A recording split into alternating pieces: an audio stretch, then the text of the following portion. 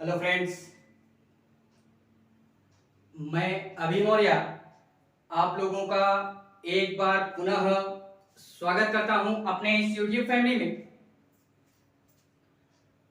इस क्लास के माध्यम से आज जो हम बात करने वाले हैं वो बात करेंगे उसी मध्यकालीन इतिहास में इससे पहले जो भी सारी क्लासें हमारी चल रही थी उसी को आज हम पुनः एक नए अंदाज में कंटिन्यू करेंगे। ठीक है, तो इससे पहले की क्लास आप लोग देख लीजिएगा एंड उसके बाद आकर के इस क्लास में विजिट कीजिएगा। बाकी आज जो हम अध्ययन करने वाले हैं वो उसी मतलब एक प्रकार से बोले जो हमारा टॉपिक चल रहा था दिल्ली सल्तनत के संदर्भ में, उसी को आज हम पुनः कंटिन्यू करेंगे। देखते हैं इसी में, यानी इससे पहले की क्लास में हम लोग जो बात कर रहे थे वो बात कर रहे थे दिल्ली सल्तनत की। दिल्ली सल्तनत के संदर्भ में हम लोग अध्ययन कर रहे थे, जिसमें यार हम लोगों ने ये देखा कि इस पूरे के पूरे दिल्ली सल्तनत के अंतर्गत में हमने 5 ऐसे वंश थे जिन्होंने पूरी के पूरी दिल्ली पर या इसके आसपास के क्षेत्रों पर क्या किया कि अपनी सत्ता को स्थापित किया और स्थापित करने के पश्चात में अपने इस पूरे के पूरे साम्राज्य के तहत शासन या प्रशासन को एक प्रकार से संचालित भी किया। जिसमें हम लोगों ने अध्ययन करना था या हम लोग अध्ययन कर रहे थे या इस पूरे के पूरे दिल्ली सल्तनत पे जो हमारे सत्ता को स्थापित करने वाले वंश उभर करके आते हैं उनमें हम लोगों ने जिक्र किया था गुलाम वंश की। गुलाम वंश के पश्चात में खिलजी वंश की। खिलजी वंश के पश्चात में हमारा आता है तुगलक वंश एंड तुगलक वंश के पश्चात में आता है सैयद वंश एंड जो लास्ट हमने अध्ययन करना है वो हमने लोधी डायनेस्टी का अध्ययन करना है। तो इससे पहले यार हम लोग एक बेहतरीन अंदाज में गुलाम वंश का अध्ययन कर चुके हैं, तो उसका या उस क्लास का लिंक आपको नीचे डिस्क्रिप्शन में मिल जाएगा। आप सहजता पूर्वक जाकर के पहले वहां से उस क्लास को देख लीजिएगा एंड उसके बाद आकर के इस क्लास में विजिट कीजिएगा। बाकी हम लोगों ने यार इसके पहले की क्लास में खिलजी वंश का भी अध्ययन किया, तो उस क्लास का भी लिंक आपको नीचे डिस्क्रिप्शन में मिल जाएगा।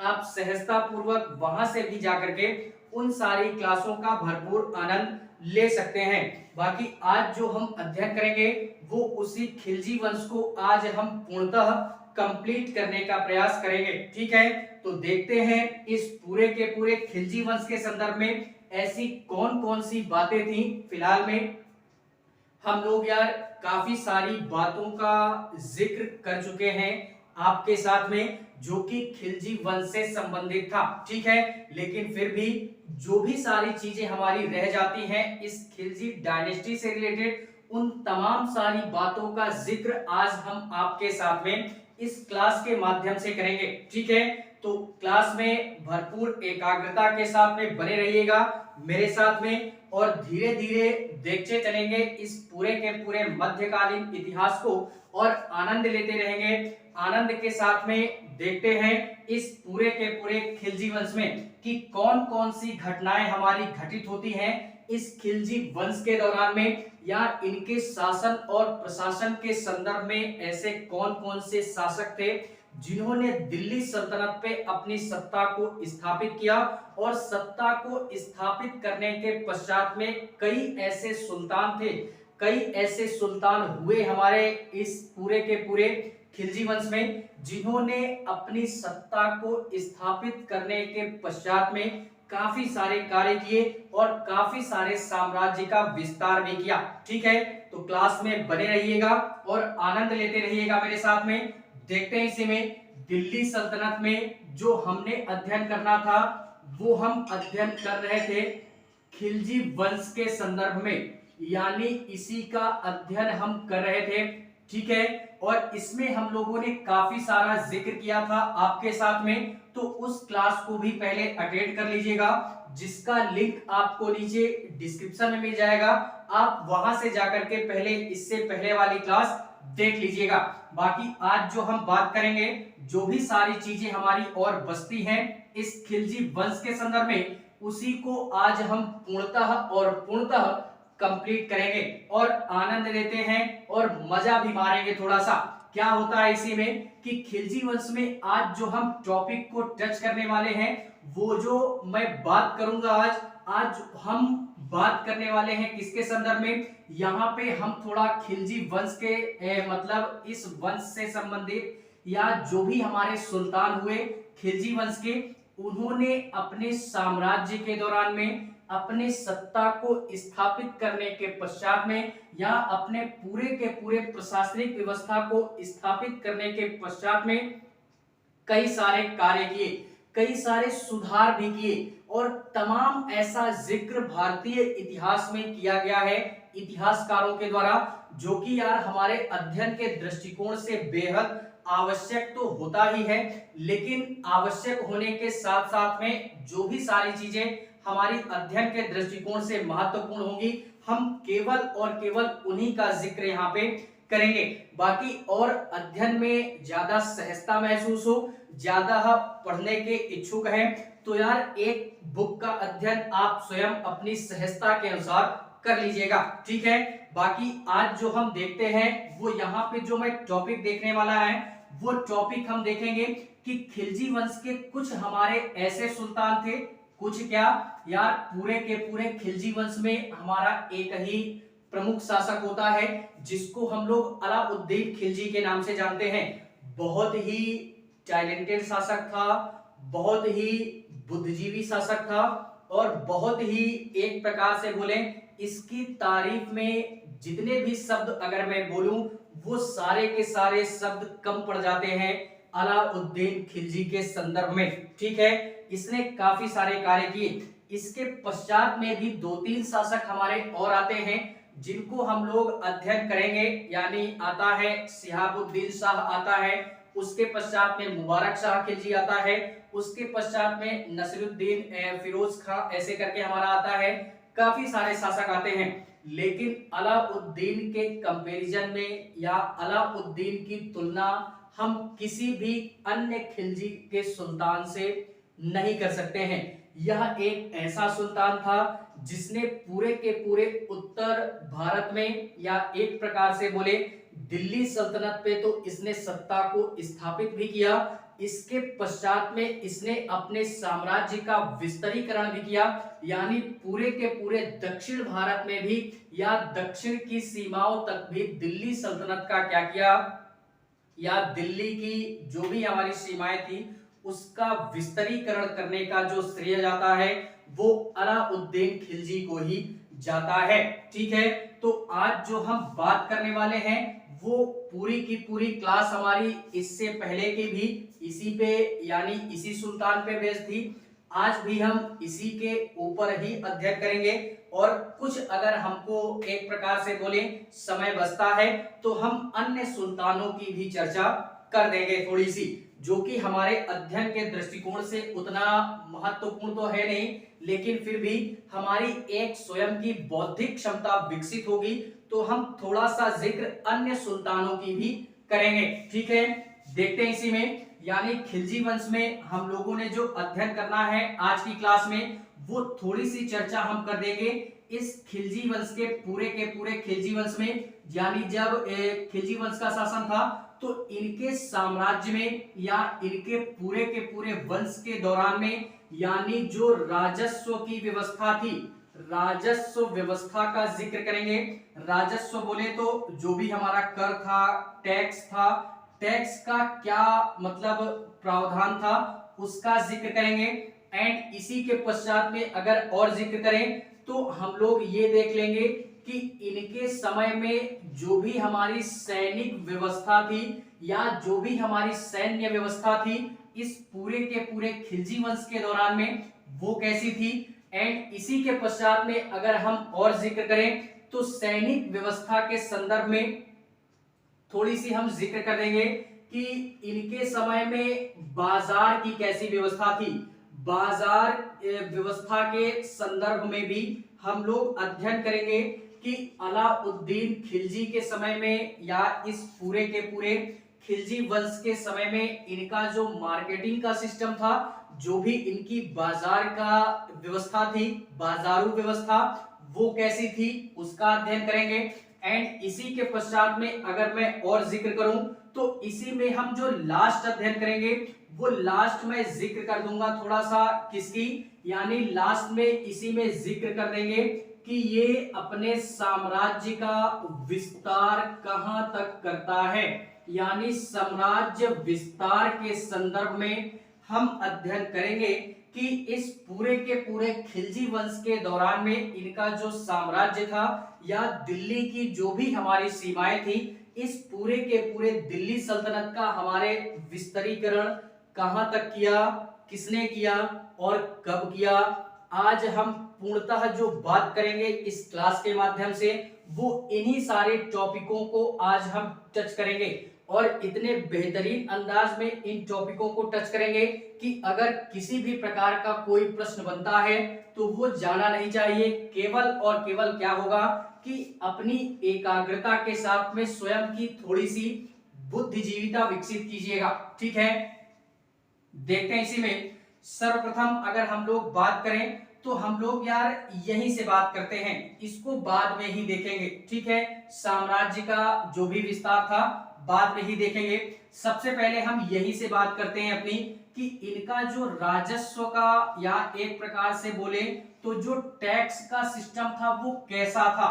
तो एक प्रकार से बोले टैक्स वगैरह क्यों लिया जाता है या जो भी हमारी कर की व्यवस्था होती है, राजस्व की व्यवस्था होती है, इसको हमारे शासक, सुल्तान या हमारी सरकार इनको क्यों प्रावधानित करती है या सरकार इन टैक्सों को क्यों लेती है, क्योंकि उनका जो साम्राज्य है वो और मजबूती पर आ सके और जो भी सारी व्यवस्थाएं हम अपने साम्राज्य के अंतर्गत करना चाहते हैं वो इन्हीं टैक्स के माध्यम से ही जो भी हमारे सरकार है या जो सुल्तान है हमारे उस समय के जो भी हमारे शासक हैं वो इसी उद्देश्य से कर का प्रावधान करते थे।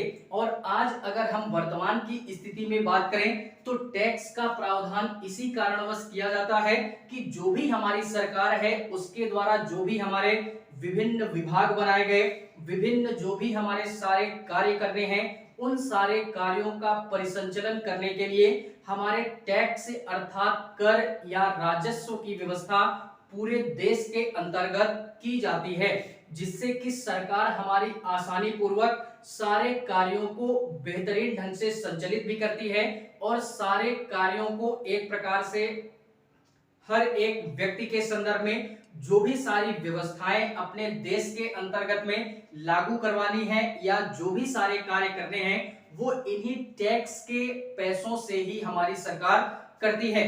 तो उस समय भी यही सिस्टम था। उस समय अलाउद्दीन खिलजी के समय क्या होता था कि जो भी हमारा सिस्टम था राजस्व का वो यही था और राजस्व का सिस्टम यही था और सिस्टम को व्यवस्थित रूप देने के लिए इसने क्या किया कि कर व्यवस्था या राजस्व व्यवस्था को इसने लागू तो किया, लेकिन कितना लागू किया, यानी कुल 1/2 व्यवस्था को इसने क्या किया, लागू किया।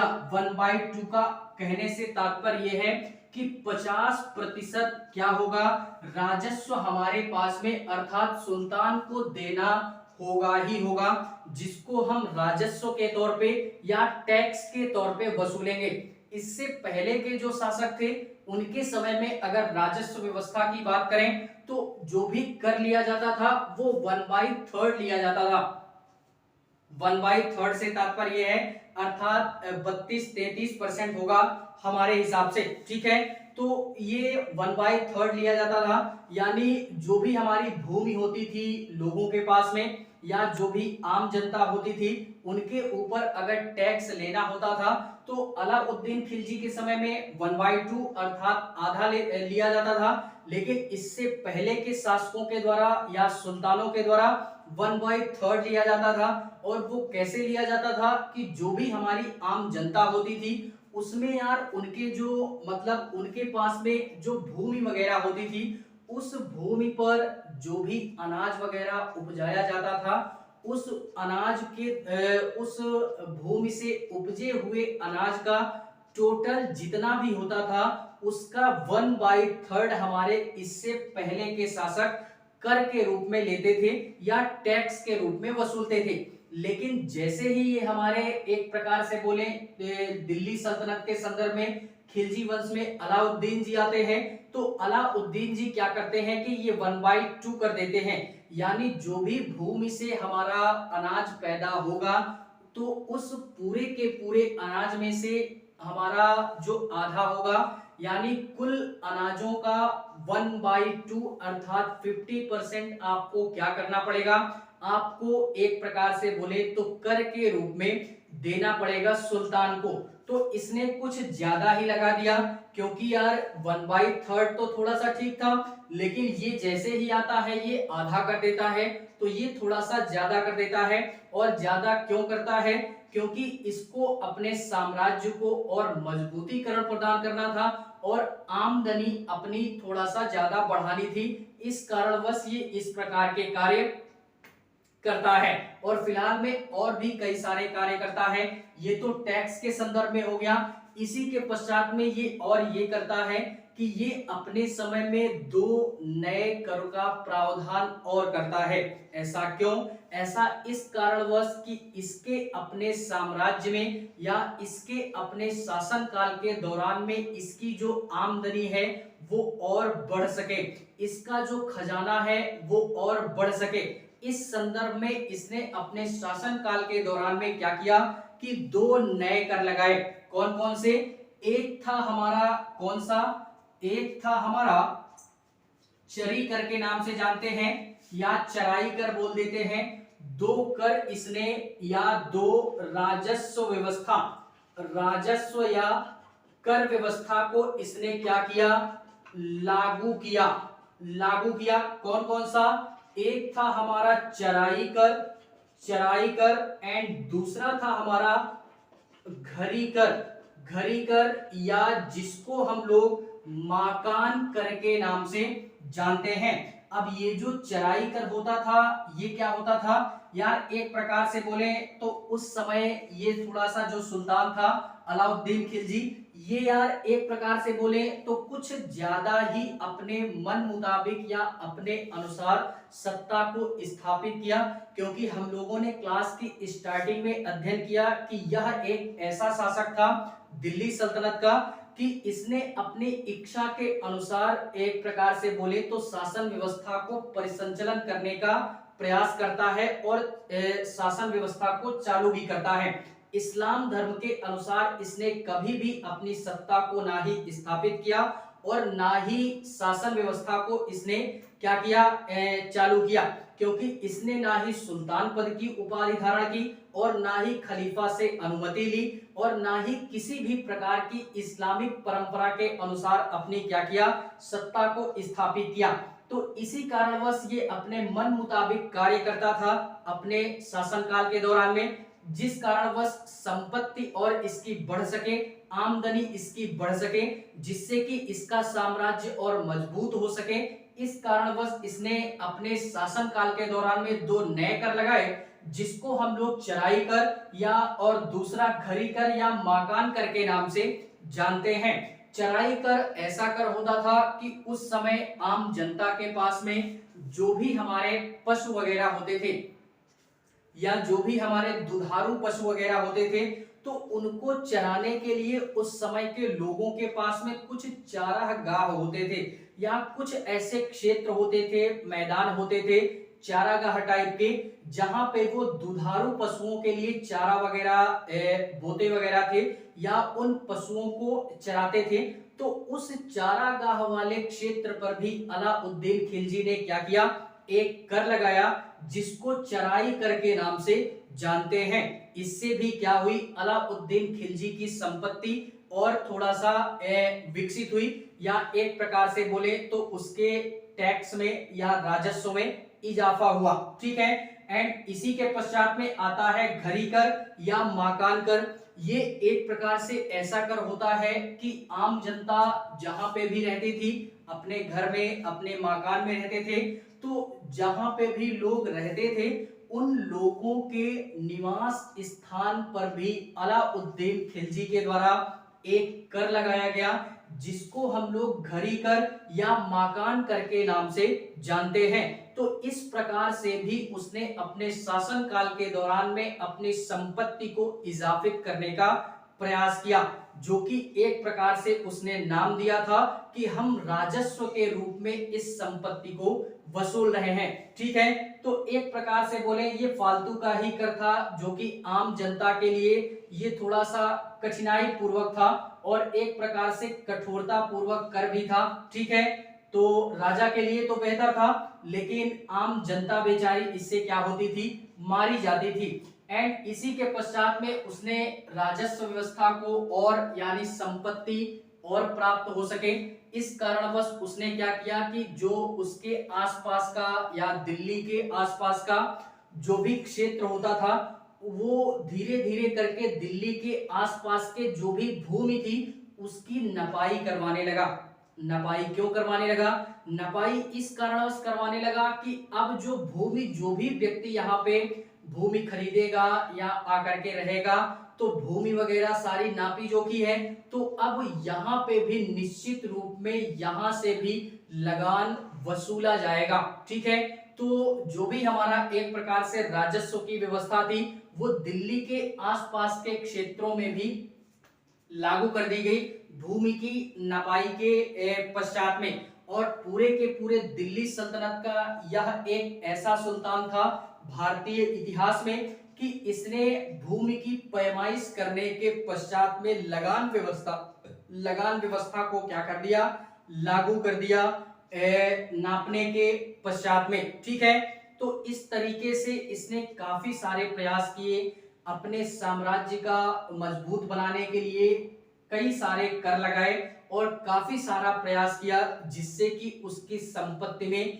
इजाफा हो सके। ठीक है, एंड इसी के पश्चात में एक कार्य इसने ये किया कि जो भी हमारी भूमि होती थी उससे जो राजस्व वगैरह वसूला जाता था, उसको वसूलने के पश्चात में कहीं ना कहीं यार उसकी जमा पूंजी भी होगी। हम लोगों ने पहले बोला कि आज वर्तमान में जैसे हम लोग बात करें, हमारा टैक्स वगैरह वसूला जाता है तो वो कहाँ जाता है, संचित निधि में जाता है, जो कि सरकारी खजाना है हमारा। ठीक है, उसी प्रकार से उस समय भी हमारा इस सुल्तान के द्वारा ये किया गया कि जो भी हमारी भूमि से राजस्व प्राप्त किया जाएगा या जो भी कर व्यवस्था थी हमारी, कर से जो पैसा आएगा उसको जमा करने के लिए इसने एक क्या किया, एक अधिकारी का पद बनाया। एक पद बनाया जो कि अधिकारी का पद था, उसको हम लोग मुस्तक राज के नाम से जानते हैं। मुस्तक राज के नाम से जानते हैं। ये राजस्व जमा करने का क्या था, एक प्रकार से राजस्व जमा करने का यह एक प्रकार का पद था। और पद कैसा था, तो यह एक प्रकार का अधिकारी पद था। ठीक है, इस मुत्सक राज के द्वारा क्या किया जाता था कि जो भी हमारे राजस्व लिया जाता था लोगों से या जो भी सारा टैक्स वगैरह आता था, वो अब इस अधिकारी के द्वारा क्या किया जाएगा, जमा किया जाएगा।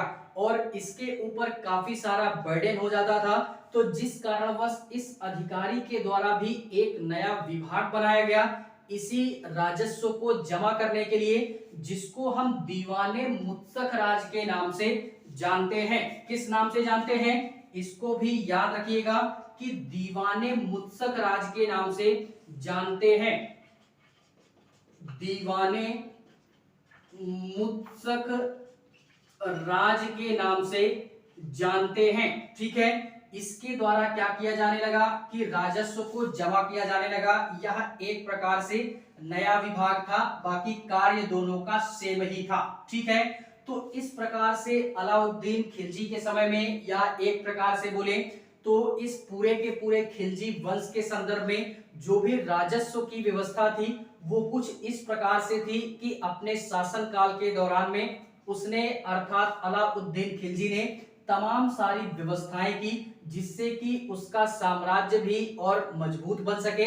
और इसके पश्चात में कई तरह के प्रबंधन, कई तरीके के प्रयास उसने इस कारणवश किए कि उसकी संपत्ति में इजाफा हो सके, अर्थात उसका जो राजस्व है वो बढ़ सके। ठीक है, तो ये था पूरा का पूरा हमारा राजस्व व्यवस्था, जिससे कि इसको या इस प्रकार के कार्य करने के पश्चात में उसके साम्राज्य में बहुत ही मजबूतीकरण देखने के लिए मिल जाता है, क्योंकि जितना सारा पैसा होगा सुल्तान के पास में, शासक के पास में, वो उतने बेहतर ढंग से अपने शासन या प्रशासन को संचालन करने के संदर्भ में कार्य करेगा, बेहतर से बेहतर कार्य करने का प्रयास करेगा। तो अलाउद्दीन खिलजी ने भी कुछ ऐसा ही कार्य करने का प्रयास किया। ठीक है, देखते हैं इसी के संदर्भ में इनकी जो सैनिक व्यवस्था थी वो कैसी थी, यानी अलाउद्दीन खिलजी के समय में इनकी जो सैनिक वगैरह थी वो कैसी थी। तो हम लोग यार जानते हैं, इससे पहले भी हम लोग अध्ययन कर चुके हैं कि जो भी सारा सिस्टम था कि अलाउद्दीन खिलजी ने क्या किया था कि अपने ससुर की हत्या करके, या एक प्रकार से बोले अपने चाचा की हत्या करके, जिसको हम लोग जलालुद्दीन फिरोज के नाम से जानते हैं, उसकी हत्या करने के पश्चात में दिल्ली सल्तनत की गद्दी प्राप्त की थी, जिससे कि उसके कुछ हमारे ऐसे लोग थे, साम्राज्य के लोग थे, वो भी नाराज थे, तो विरोधी बन गए थे, और इनके कुछ रिश्तेदार वगैरह थे जलालुद्दीन के, तो ये भी नाराज थे, ये भी विरोधी बन गए थे, और कुछ इनके आसपास के लोग थे, कुछ अमीर लोग थे, वो भी विरोधी बन गए थे। तो जिस कारणवश इसको ये प्रतीत होता है कि मुझे अपनी सेना को क्या करना चाहिए और मजबूतीकरण प्रदान करना चाहिए, ताकि मैं और बेहतर ढंग से अपनी सत्ता को स्थापित कर सकूं और बेहतर ढंग से अपनी शासन व्यवस्था को संचालित कर सकूं और ज्यादा से ज्यादा अपने साम्राज्य का विस्तार कर सकूं, और इसी के पश्चात में मेरा जो शासन होगा वो अधिक लंबे समय तक बना रह सके। तो इस संदर्भ में इसने सैनिकों को लेकर के काफी सारे प्रयास किए, और सैनिकों को लेकर के इन्होंने काफी सारे फेरबदल भी किया, काफी सारा बदलाव भी किया सैनिकों के संदर्भ में। अपने शासनकाल के दौरान में क्या किया कि इसने ये किया कि सैनिकों को और अच्छा बनाने के लिए या और मजबूतीकरण प्रदान करने के लिए इसने सैनिकों के संदर्भ में एक कार्य ये किया कि सैनिकों पे, इससे पहले क्या होता था कि सैनिकों को स्थायित्व प्रदान किया। क्या किया कि स्थायित्व प्रदान किया सैनिकों को, क्या किया कि वेतन और स्थायित्व प्रदान कर दिया। क्या कर दिया, सैनिकों के संदर्भ में इसने एक कार्य ये किया कि इनका जो वेतन होगा वो निश्चित होगा, और इनको स्थायित्व प्रदान करने से तात्पर्य ये हुआ कि इससे पहले जो हमारे शासक होते थे या जो सुल्तान होते थे वो सेना को स्थायित्व प्रदान नहीं करते थे। स्थायित्व प्रदान इस कारणवश शायद नहीं कर पा रहे होंगे क्योंकि उनके पास में पैसे का अभाव रहा होगा। ठीक है, और ये तो काफी बुद्धिजीवी व्यक्ति था, हर जगह से इसने राजस्व के नाम पे हर जगह से संपत्ति को वसूला। तो इस कारणवश इसने दिमाग लगाया कि इससे पहले के शासक जो भी करते रहे हों हमसे किसी भी प्रकार का कोई मतलब नहीं है, लेकिन मैं क्या करूंगा, अपने शासन काल के दौरान में अपनी इच्छा के अनुसार ही शासन करूंगा। और इस संदर्भ में उसने सैनिकों को वेतन भी दिया, और वेतन क्या कर दिया, निश्चित कर दिया, और वेतन के पश्चात में उनको स्थायित्व प्रदान कर दिया। इसके पहले के जो सुल्तान थे वो ना ही सैनिकों को वेतन अच्छा दे पाते थे और ना ही उनका स्थायित्व कर पाते थे। जब कभी युद्ध वगैरह होता था, सुल्तान का अगर कभी भी दूसरे क्षेत्रों में यदि अभियान करना होता था या आक्रमण करना होता था, तो उस समय के सुल्तान जो थे या शासक जो थे वो केवल और केवल युद्ध के समय सैनिकों को बुलाते थे, उनसे युद्ध करवाते थे, और युद्ध जीतने के पश्चात में उनको वेतन देते थे, वेतन के रूप में कुछ पैसे देते थे, और उसके पश्चात में कुछ उनको भूमि दी जाती थी। वे इसी वेतन के तौर पे ही कुछ भूमि दी जाती थी, और उसके पश्चात में उनको वापस घर भेज दिया जाता था, यानी हमेशा के लिए वो सेना को अपने पास नहीं रखते थे। शायद एक ही कारण था कि उनके पास में पैसे का अभाव था। ठीक है, लेकिन जैसे ही अलाउद्दीन खिलजी आते हैं ये दिल्ली सल्तनत पे, तो ये क्या करते हैं कि इन्होंने सेना को स्थायित्व प्रदान कर दिया और पूरे के पूरे दिल्ली सल्तनत पे, या एक प्रकार से बोले पूरे के पूरे भारतीय इतिहास में ये एकमात्र ऐसा शासक हुआ कि इसने क्या किया कि सेना को स्थायित्व प्रदान किया और वेतन की प्रथा भी इसने क्या की, शुरू करवा दी। तो एकमात्र यही एक ऐसा शासक होता है अलाउद्दीन खिलजी, जिसके समय से सेना को भी काफी ज्यादा राहत मिलती है। अब कुछ समय के लिए सेना आती थी, युद्ध करती थी, उसके पश्चात में उनको फिर से घर वापस भेज दिया जाता था। तो इस कारणवश उनको भी समय समय पे पैसा नहीं मिलता था और उनको अपना कार्य भी चेंज करना पड़ता था। लेकिन जैसे ही खिलजी साहब आते हैं, इन्होंने स्थायित्व प्रदान कर दिया कि अब सेना हमेशा और हमेशा के लिए सुल्तान के साथ में, सुल्तान के लिए ही कार्य करेगी, अब अन्य कार्य वो नहीं करेगी। अभी जैसे हम लोग देखते होंगे या वर्तमान की स्थिति में अगर हम लोग बात करें तो इस समय यार अभी एक साल पहले ही हमारी एक भर्ती निकाली गई सरकार के द्वारा, जिसको हम लोग अग्निवीर के नाम से जानते हैं। ये अग्निवीर की भर्ती कैसी है, ये इसमें सरकार ने ये बोला कि हम केवल और केवल 4 साल के लिए ही सैनिकों की भर्ती करेंगे, उसके पश्चात में उनको हम रिटायरमेंट दे देंगे। तो ये थोड़ा सा व्यवस्था गलत थी।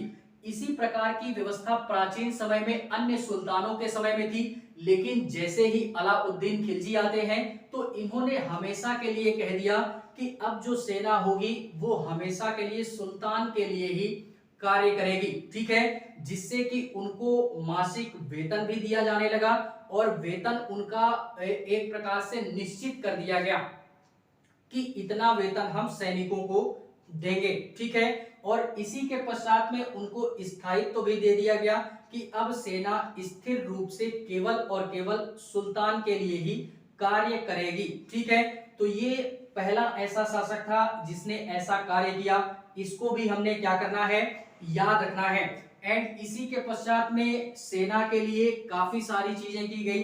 जैसे आज हम लोग वर्तमान की स्थिति में बात करते हैं कि अगर हमने किसी भी डिपार्टमेंट को लेते हैं, वर्तमान की स्थिति में अगर हम किसी भी डिपार्टमेंट को लेते हैं, वो जरूरी नहीं है कि हमारा सैनिक विभाग ही हो, हम किसी भी विभाग की बात कर सकते हैं। अगर हमको चयनित होना है, आज अगर हमको चयनित होना है तो क्या होता है कि अपना हम पूरा ब्यौरा देते हैं, होता है ना, कि अगर हमको किसी भी प्रकार का कोई गवर्नमेंट जॉब हो या किसी भी प्रकार का कोई भी जॉब हो, तो हम लोग फॉर्म वगैरह फिल करते हैं, अपना पूरा डॉक्यूमेंट्स वगैरह देते हैं। तो उसके पश्चात में जहां पे भी हम कार्य कर रहे होते हैं, उनके पास में हमारा पूरा का पूरा बायोडाटा पहुंच जाता है। तो वो व्यक्ति भी थोड़ा सा निश्चिंत हो जाता है कि हाँ, हमारे पास में इस नाम का व्यक्ति है और ये हमारे नीचे कार्य कर रहा है, ठीक है। तो उसके लिए फिर व्यवस्थाएं भी उसी अनुरूप की जाती हैं। तो उसी प्रकार से अलाउद्दीन खिलजी के समय में भी क्या किया गया कि सैनिकों के लिए एक नई प्रथा चलाई गई, जिसको हम लोग हुलिया लिखने की प्रथा के नाम से जानते हैं। सैनिकों के लिए एक प्रथा चलाई गई, किसने चलाया, अलाउद्दीन खिलजी ने। और ये हमारा एक प्रकार से बोले तो क्या था, सैनिकों के लिए एक प्रथा चलाई गई जिसको हम लोग क्या बोलते हैं, हुलिया लिखने की प्रथा बोलते हैं। क्या बोलते हैं, हुलिया लिखने की प्रथा बोलते हैं। अब ये प्रथा होती क्या थी, मैंने अभी बोला कि अगर हम किसी के पास में भी कार्य करेंगे तो हमको एक फॉर्म फिल करना होता है। गवर्नमेंट जॉब हमको करनी होती है तो हम लोग पहले एक फॉर्म फिल करते हैं, उसके पश्चात में सारा कार्य हम लोग करते हैं। जस्ट उसी प्रकार से अलाउद्दीन खिलजी ने भी इस प्रथा को क्या किया, लागू कर दिया कि अब अगर कोई भी व्यक्ति हमारे सैनिक के रूप में कार्य करेगा तो वो अपना पूरा का पूरा बायोडाटा देगा। बायोडाटा कैसा देगा, अपनी एक फोटो देगा, जैसे कि आज वर्तमान की स्थिति में होता है, अपनी फोटो वगैरह दीजिए, अपने फिंगरप्रिंट्स दीजिए, अपना पूरा बायोडाटा डॉक्यूमेंट्स जो भी है सारा वो हमारे पास में जमा कीजिए। उसके पश्चात में ही आपके लिए हम सारे के सारे कार्य मुहैया कराएंगे। या गवर्नमेंट जॉब यार हम लोग जानते हैं कि किसी भी प्रकार का अगर कोई फॉर्म फिल करना होता है तो किन किन चीजों की आवश्यकता होती है, तो वर्तमान से आप लोग इसकी तुलना कर सकते हैं। जस्ट उसी प्रकार से अलाउद्दीन खिलजी ने क्या किया कि सैनिकों के लिए अब क्या हुआ कि हुलिया लिखने की प्रथा भी क्या हुई कि अलाउद्दीन खिलजी के द्वारा स्थापित कर दी गई या शुरू कर दी गई। इसी के पश्चात में सेना में हमारे कुछ घोड़े वगैरह होते थे। क्या होते थे? घोड़े वगैरह होते थे।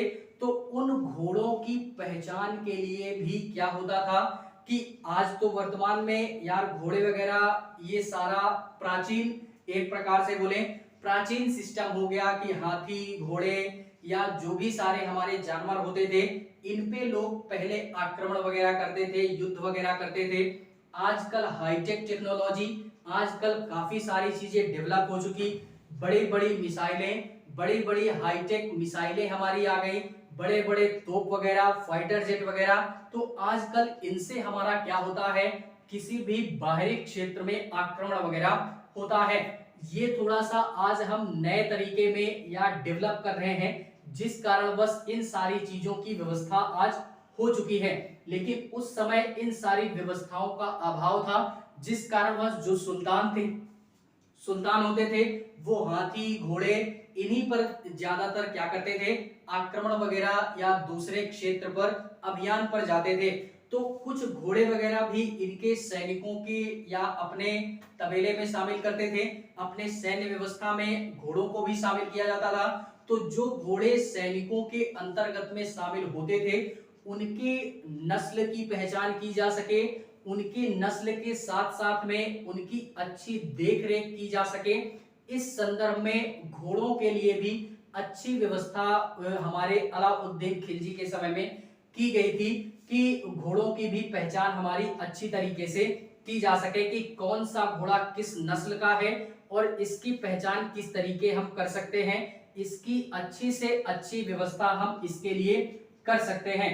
तो इस प्रकार की सैनिकों से संबंधित व्यवस्था या इनके संदर्भ में काफी सारी चीजें थी, ये सारी चीजें हमको देखने के लिए मिल जाती हैं। और सैनिकों के संदर्भ में अगर हम लोग और बात करें तो इसी में जो अलाउद्दीन खिलजी थे इनके समय में क्या किया गया कि सैनिकों को टुकड़ियों में बांटा जाता था। यानी ये जरूरी नहीं था कि पूरी की पूरी सेना को एक ही बार में रखा जाए, कुछ टुकड़ियों में या कुछ समूहों में बांटा जाता था। कुछ अब यार 10-10 20-20 का तो होगा नहीं, उस समय सेना भी काफी होती थी। और जैसे हम लोग देखते हैं यार प्राचीन समय का या कोई भी हम ऐतिहासिक युद्ध वगैरह देखते हैं मूवियों वगैरह में, टीवी वगैरह में, तो हमको देखने से अनुमानित लग जाता होगा कि इतने व्यक्ति हमारे कैसे, इतने सैनिक हमारे कैसे, ठीक है। तो उन्हीं के संदर्भ में उनको कई गुटों में बांटा जाता था। पहले हजार का गुट हो जाता था, उनसे फिर छोटा गुट बनाया जाता था 500-500 लोगों का, फिर उससे छोटा गुट बनाया जाता था 100-100 लोगों का। तो इस प्रकार से कई समूहों में क्या किया जाता था कि हमारे सेनाओं को बांटा जाता था, ठीक है। तो इस प्रकार की इनके शासनकाल में ये हमारी सैनिकों की व्यवस्था थी, जो कि सैनिकों के संदर्भ में भी इन्होंने काफी सारे अच्छे कार्य किए, जिससे कि इनके साम्राज्य की सेना क्या हुई और अधिक मजबूत हुई। और इन्हीं सेनाओं के दम पे अलाउद्दीन खिलजी ने क्या किया कि पूरे के पूरे उत्तर भारत पे तो इसने अपने सत्ता को स्थापित भी किया और इसने अपने नाम का परचम पूरे के पूरे दक्षिण भारत में भी फैला करके रख दिया अपने शासन काल के दौरान में, ठीक है। इसी के पश्चात में बात करते हैं थोड़ी सी हम लोग बाजार व्यवस्था की कि अलाउद्दीन खिलजी के समय में जो भी बाजार वगैरह था वो कैसा होता था, कि बाजारों में कौन कौन सी व्यवस्थाएं होती थी, कितने प्रकार के बाजार वगैरह होते थे, उन सारी व्यवस्थाओं का जिक्र हम लोग करते हैं। थोड़ा सा यहाँ पे क्या होता था कि बाजार में जैसे आज हम लोग वर्तमान की स्थिति में बात करें कि इंडिया की बाजारू व्यवस्था कैसी है, शासनकाल किसका है, माननीय मोदी जी की शासनकाल में या माननीय मोदी जी की सरकार में भारत की जो भी हमारी एक प्रकार से बोले बाजार की व्यवस्था थी वो कैसी थी। तो इस प्रकार से अगर हम लोग तुलना करें तो प्राचीन समय में दिल्ली सल्तनत में उस समय खिलजी वंश का शासन था, और खिलजी वंश में प्रमुख रूप से प्रॉपरली अगर हम लोग नाम देना चाहें तो अलाउद्दीन खिलजी का शासनकाल था। अलाउद्दीन खिलजी के समय में जो बाजार की व्यवस्था थी पूरे के पूरे दिल्ली सल्तनत पे, या जहां तक भी इसका साम्राज्य विस्तारीकरण था, इसके साम्राज्य में बाजार की व्यवस्था कैसी थी, तो मुख्य रूप से इसने 4 प्रकार की बाजार व्यवस्थाओं को संचालित किया या लागू किया था। उसका जिक्र अभी हम करेंगे, ठीक है। लेकिन उसको जानने से पहले हम थोड़ा सा जिक्र ये करते हैं कि इसके बाजार की व्यवस्थाओं में इसने अपने बाजार की व्यवस्थाओं को लागू करने के लिए भी कई सारे प्रयास किए, और अच्छी से अच्छी बाजार की व्यवस्था लागू हो सके अलाउद्दीन खिलजी के समय में, इस कारणवश इसने काफी सारा प्रयास किया। जैसे बाजार व्यवस्था लागू करने का इसका केवल और केवल एक ही उद्देश्य था कि ये सैनिकों के लिए बाजार ज्यादा लागू करना चाहता था। ऐसा क्यों? क्योंकि यार सैनिक हमारी इतनी ज्यादा, और उनको वेतन भी देना, वो भी हर मंथ वेतन देना, ठीक है। और अब तो स्थायित्व तो प्रदान कर दिया गया, तो उनके रहने खाने से लेकर के पूरा का पूरा पहनने से लेकर के रहना खाना पीना पहनना हगना मूतना जो भी आता था, वो सारा का सारा सिस्टम कौन देगा?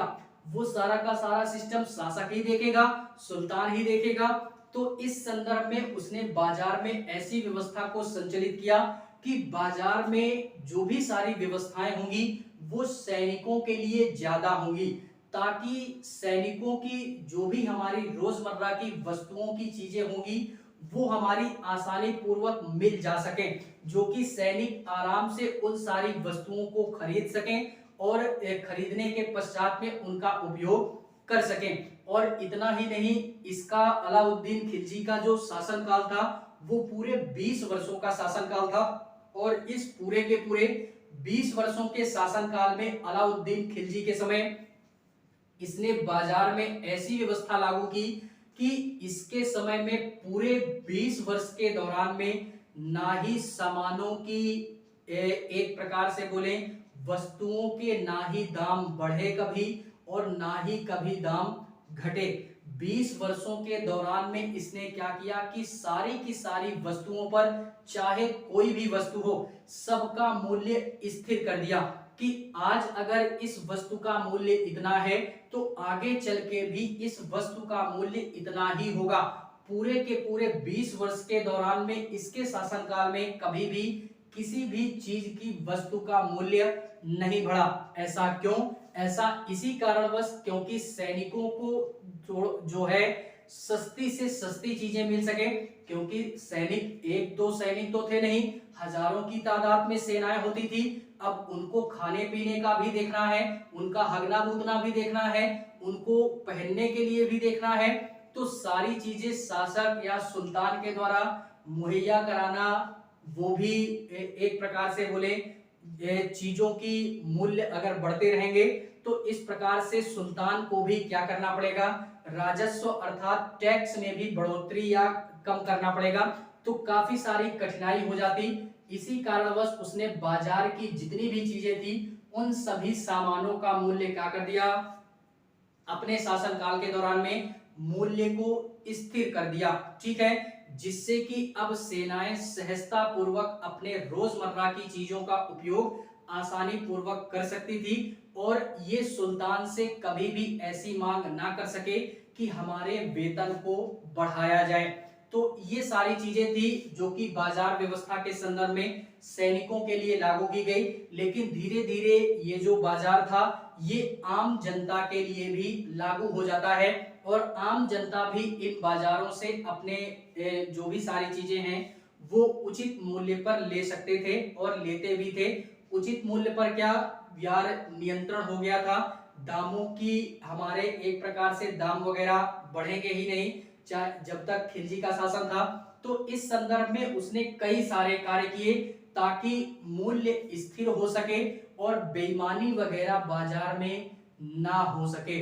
इस संदर्भ में उसने कई कार्य किए, जैसे जैसे उन्होंने क्या किया कि एक प्रकार से बोले तो ये होता है ना रिश्वतखोरी यानी घूस वगैरह जिसको बोलते हैं, उस पर इन्होंने रोक लगा दी। क्या की? उस पर रोक लगा दी, बेईमानी पर रोक लगा दी।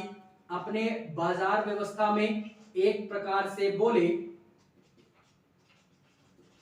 रिश्वतखोरी जो थी उस पर क्या किया गया? प्रतिबंध लगाया गया। किसके शासनकाल के दौरान में? खिलजी के शासनकाल के दौरान में। इसी के पश्चात में जो भी हमारे आयात होता था, निर्यात होता था, इस पर भी क्या किया गया? रोक लगाया गया। और रोक लगाने के पश्चात में जो भी हमारे चीजें थी या वस्तुएं थी उन पर प्रतिबंध लगाया गया कि अब जो भी वस्तुएं हमारे साम्राज्य के अंतर्गत बिकेंगी या बाजार में जो भी सारी चीजें आएंगी उनका मूल्य क्या होगा? निश्चित होगा। उसमें किसी भी प्रकार का ना ही हम उनका मूल्य बढ़ाएंगे कभी और ना ही उनका मूल्य कभी हम घटाएंगे। तो एक प्रकार से बोले तो एक प्रकार से अगर हम लोग बोलना चाहें तो स्थिरता प्रदान कर दी। एक प्रकार से मूल्य में मूल्य की स्थिरता को प्रदान करने का इसने अथक प्रयास किया और स्थिरता होती भी है। और इसी के पश्चात में इसने और क्या किया? इसने और ये किया कि ये मूल्य स्थिर हुआ। और इसी के पश्चात में माप तौल की जो चीजें होती थी बाजार में, ऐसा नहीं कि कुछ हमारी चीजें केवल खरीद बिक्री वाली ही होंगी, खरीद बिक्री के साथ साथ में कुछ माप तौल की भी चीजें होती थी जिसको व्यक्ति आम जनता या सैनिक वगैरह माप तौल के अनुसार ही लेते थे। ठीक है, तो इस माप तौल में बेईमानी ना हो सके इस कारणवश उसने इसमें भी प्रयास किया और एक अधिकारी का चयन किया गया। और वो अधिकारी बेसिकली रूप से पूरे के पूरे बाजार में देखता रहता था कि जो भी हमारे माप तौल वाली चीजें हैं वो व्यक्ति के साथ में कहीं बेईमानी तो नहीं कर रहा, क्योंकि मूल्य स्थिर कर दिया गया था। और जो हमारे उस समय के व्यक्ति होते थे मूल्य स्थिर था तो वो लोग थोड़ा सा धोखाधड़ी बेईमानी नहीं कर सकते थे पैसे की लालच में। तो वो लोग क्या करते थे कि सामान को कम बेचना स्टार्ट कर देते थे या जो भी कस्टमर होता था उसको सामान माप तौल में कम दिया करते थे, क्योंकि मुद्राएं उनको उतना प्राप्त नहीं होती थी। हमेशा और हमेशा के लिए जो भी हमारे मूल्य थे वो स्थिर कर दिए गए थे। ठीक है, तो इस संदर्भ में कुछ अगर बेईमानी होती भी थी तो क्या होता था कि इससे पहले बेईमानी वगैरह इसी प्रकार की होती थी कि मूल्य स्थिर हो जाता था तो माप तौल में लोग थोड़ा सा बेईमानी करते थे। तो इस संदर्भ में यहाँ पे अलाउद्दीन खिलजी ने एक नियम ये लगा दिया कि अगर अब कोई व्यक्ति माप तौल में किसी भी प्रकार की कोई छेड़खानी करता है या बेईमानी करता है तो जितना वो छेड़खानी माप तौल में करेगा उतना ही हम उसके शरीर से मांस का टुकड़ा काट लेंगे। जितना वो माप तौल में कमी करेगा उसी के अनुरूप ही हम उसके शरीर के किसी भी अंग का मांस हम काट लेंगे।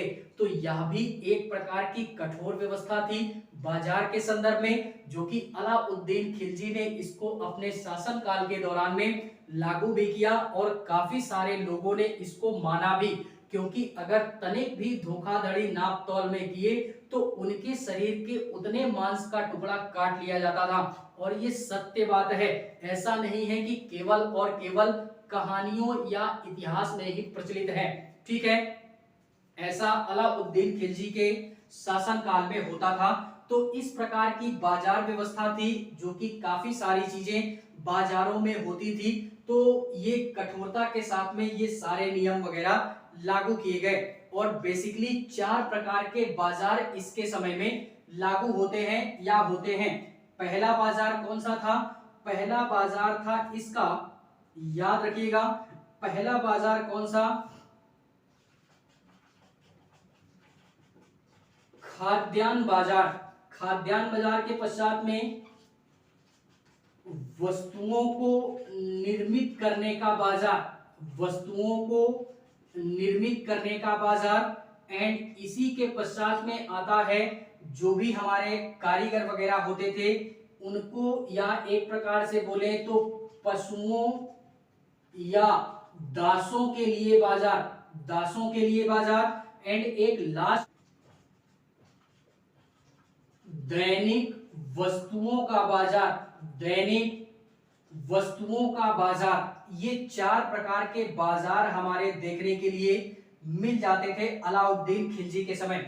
चार प्रकार से कहने का तात्पर्य है कि खाने पीने का जो सिस्टम होगा, या एक प्रकार से बोले खाने पीने की खाद्यान्न से रिलेटेड, अनाजों से रिलेटेड जो भी सारी चीजें या सामग्री हमको प्रदान की जाएंगी वो किस बाजार में मिलेगी? खाद्यान्न बाजार में मिलेगी। खाद्यान्न बाजार में अन्य और किसी भी प्रकार का कोई सामान हमारे नहीं मिलेगा।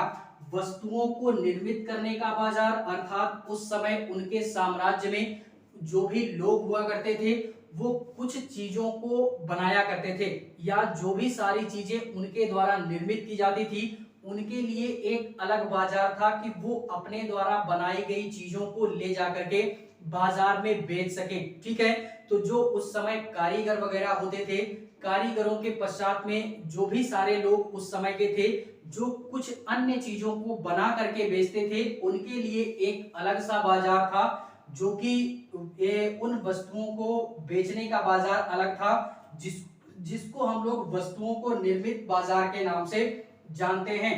पशुओं अर्थात दासों का बाजार, अर्थात कुछ उस समय उनके साम्राज्य में कुछ पशु वगैरह होते थे तो उनको बेचने के लिए, पशुओं के लिए, और जो दास वगैरह होते थे उनके लिए कुछ अलग सा टाइप के बाजार हुआ करते थे।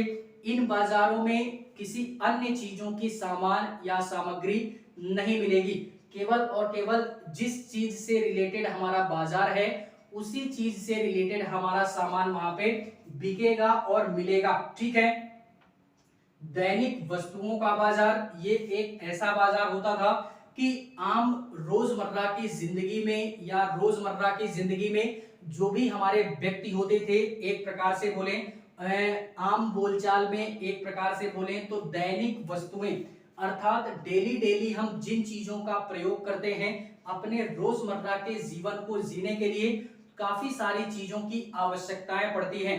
तो उस समय अलाउद्दीन खिलजी के समय में एक प्रकार का बाजार बनाया गया था जहां पर डेली की प्रयोग की वस्तुएं हमारे मिलती थी, तो उसको हम लोग दैनिक वस्तुओं के बाजार के नाम से जानते हैं। ये जिस चीज का बाजार होगा केवल और केवल उसी चीज से रिलेटेड सामान वहां पे मिलेगा, अन्य चीजों से रिलेटेड सामान वहां पे नहीं मिलेगा। ठीक है, तो ये इस प्रकार से अलाउद्दीन खिलजी के समय में हमारे बाजार की व्यवस्था थी और इस प्रकार के बाजार हमको देखने के लिए मिल जाते हैं। ठीक है, और ये बाजार की व्यवस्था भी थी और काफी सारी चीजें भी थी। ये एक प्रकार से बोले बाजार का सिस्टम वो लागू करना चाहता था पूरे साम्राज्य में, लेकिन ऐसा होता था कि साम्राज्य उसका काफी बड़ा था, विस्तारीकरण ज्यादा कर दिया था उसने, तो ये केवल दिल्ली के आसपास के क्षेत्रों में ही बाजार की व्यवस्था लागू हो पाती है, बाकी दूर दराज के क्षेत्रों में ये बाजार की व्यवस्था वो